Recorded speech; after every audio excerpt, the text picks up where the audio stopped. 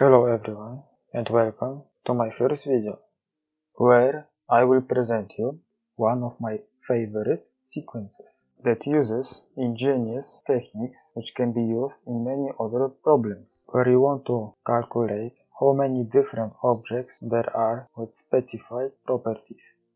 The main actors of this movie are rooted trees. Here is how they look like. Not like everyday tree you see, the red points are called the root nodes and are connected with other vertices. When you look closely, you see that points don't form any loops or cycles, and that the order of branches doesn't matter. If we count how many there are with given number of points, we get 1, 1, 2, 4, 9, and so on. This sequence can be found on the online Encyclopedia of Integer Sequences, which the code A81. There are other interpretations of this sequence. I found this sequence originally by counting arrangements of non-intersecting circles. Just by looking at these objects, you can see a clear correspondence between them. In mathematics, it's called a bijection. Now, let's remove the red node, the root, and see how many different objects now there are. The first one is basically this one, and this one. The second one is basically this one, and this one flipped. This one as well, and this one. The last one looks like this, and like this. In the end, we get from these 9 objects just 3 ones. And they can be found under the code A55. Now, let's open the online Encyclopedia of Integer Sequences. A sequence already popped out in the search bar, so let's see what it is. Well, it's my second actor of my movie, and I didn't even have to call him. I guess that the author of this site also really likes this sequence. As you can see, there are many references to this sequence. If you want to see how these trees look like with more points, then there is a nice video that you can check out. Maybe they can help you if you study chemistry.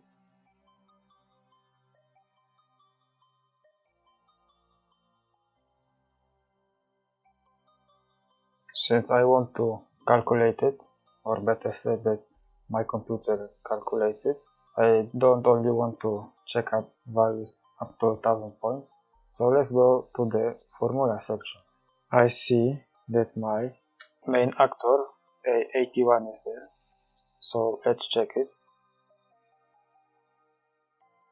It looks a little bit complicated, so let's try to simplify the original problem a little bit, where the red node can have at most grandchildren, so to say, so it's height 2.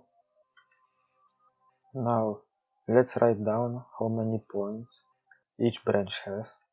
Maybe you can see the pattern already. Try to write a small number, like 6 or 7, as a sum of positive integers, and sort the parts in the sum by their size. Try all possible ways to do so, and see how many ways there are. Feel free to pause the video and try it on your own, because I will soon show how to do it efficiently. I said that I will show and not tell, because I think you will figure it out just by looking how there are sorted. This is a very nice and interesting sequence in combinatorics, and it's called partitions. We can let the computer to calculate this sequence for us in a much faster way using infinite polynomials and products, so-called generating functions. Try to collect equal terms from this product of infinite sums, and please don't simplify the powers, exponents, and you will see that basically you are just listing the partitions, but in a polynomial way.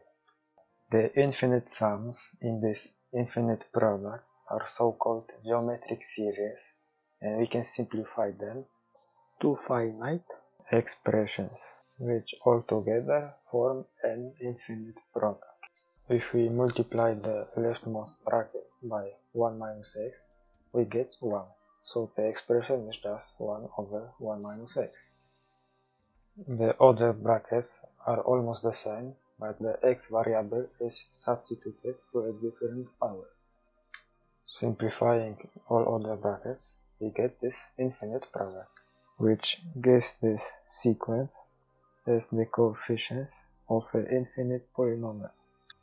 This technique was widely used by Leonhard Euler. Similar infinite products, where the exponents can be different than just 1, are called Euler Transform. The Euler Transform of the sequence of ones are the partitions that we got before, but since we count these rooted trees by nodes and not edges, we have to multiply this Euler Transform by x. Now let's add another layer of complexity and allow the rooted trees to have a height of at most 3. As before, let's write down how many points each branch has. Each branch can have a rooted tree of height at most 2, which we enumerated using partitions. But now partitions don't give us a unique tree, but we can fix it by modifying these partitions to allow them to have multiple versions of the same number by indexing them. For example, now there are 2 different kinds of 3, and 3 kinds of 4, and 5 kinds of 5, and so on. The number of ways to index n is equal to the number of partitions of n minus 1. And we can use Euler Transform to enumerate these modified partitions. Since there are 2 kinds of 3, we also get 2 brackets of geometric series where the power is 3. Therefore the 1 over 1 minus x cubed will have an exponent of 2. Since the exponents follow the partition sequence, we can say that the generating function is the Euler transform of the partition sequence, again shifted by x. We could also write it as using the Euler transform twice on the sequences of ones, shifting by x in between. As you remember, we used the Euler transform of ones to calculate the rooted trees of height at most 2. Then we used the partition sequence to enumerate trees of height at most 3, which, by the way, could be expressed as Euler transform of a single one using 3 times and shifting by x. Now, if we apply the Euler transform again, this time to the sequence of rooted trees of height at most 3, we will get the generating function from rooted trees of height at most 4. Now, if we iterate this process infinitely number of times, we will get rooted trees of height at most infinity, so my main actor, A81. From this infinite process, we get a beautiful identity or a functional equation that this sequence is equal to itself when applied by the Euler transform. In other words, the sequence is invariant under the Euler transform. This diagram can also be used to explain this identity. Each branch of the rooted tree consists of other rooted trees. When you append n nodes to a branch, you can do it in a number of ways that corresponds to the number of rooted trees, which is n nodes. Therefore, the 1 over 1 minus x to the n part will have an exponent of the number of rooted trees, which n nodes. And the x in the numerator of the product corresponds to the root node, since we enumerate them by the number of nodes and not edges. It's a nice identity, don't you think? Let's move to the second actor, we can classify trees into two different groups. The red nodes that you see are called the centers of the tree. I guess the definition is self-explanatory from the pictures. A tree can have at most two centers. If it had three centers, they would have to be connected to each other, which would create a triangle that is a loop which is not allowed. These two types of trees can be found under the following codes. Some of the nodes in the tree are equivalent to each other, meaning that if you would choose them as the root nodes, you will get the same rooted tree. For example, these nodes are the same under the symmetry. Now let's imagine that we have a systematic way to remove all the nodes that are not centers of the trees. If we could describe such process using rooted trees, then we could get a formula for our second actor A55 using the first actor A81. This can be done by choosing two rooted trees, the order doesn't matter, and you can pick two rooted trees that are the same for a reason that I will soon show. After you picked two distinct rooted trees, connect their root nodes by an edge.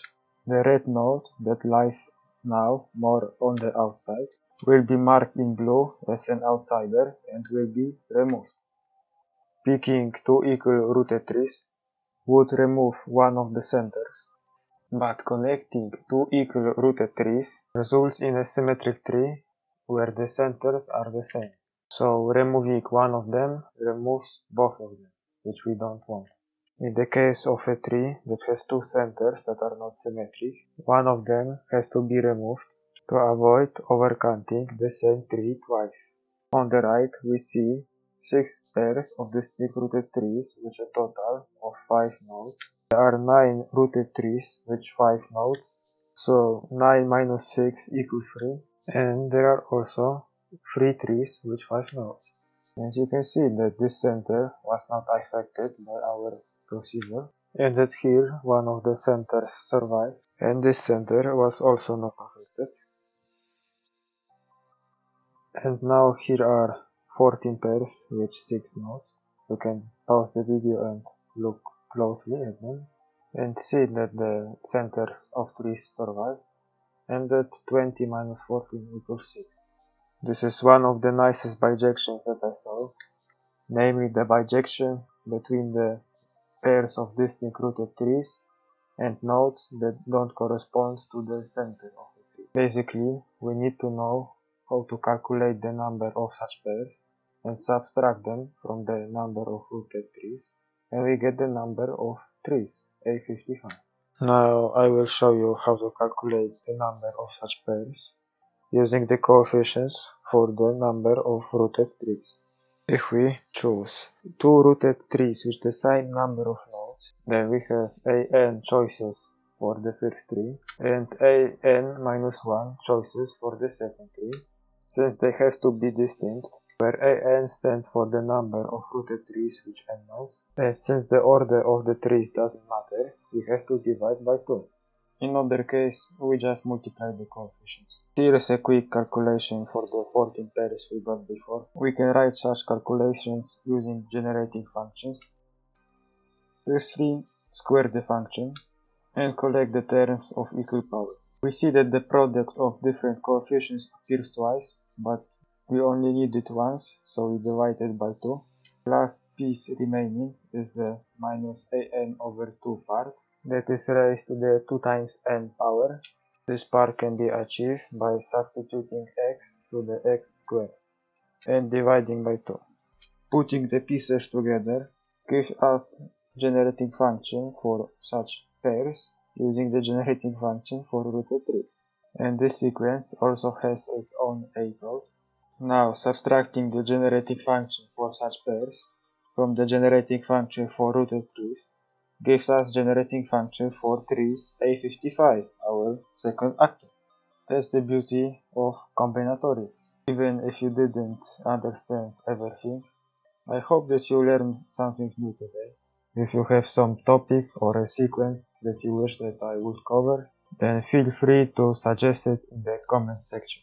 Now let's go to the bonus content, where I will show some more advanced stuff. my computations and conjectures, so this is more for the ambitious viewer or the curious ones. At the bottom you can already see the codes of the topics that I will talk about, but first I will show you the asymptotics for the sequence of rooted trees and normal trees. The tilde-like symbol is saying that the expression on the right shows how fast the sequence is growing for very large n. In other words, the percentage error of these expressions go to zero as n increases to infinity. From these expressions, we can also see that the ratio of consecutive terms in the sequence converges to a value a little bit below 3. This constant will appear a lot in the following computations. Let's start with the computations of the root degree.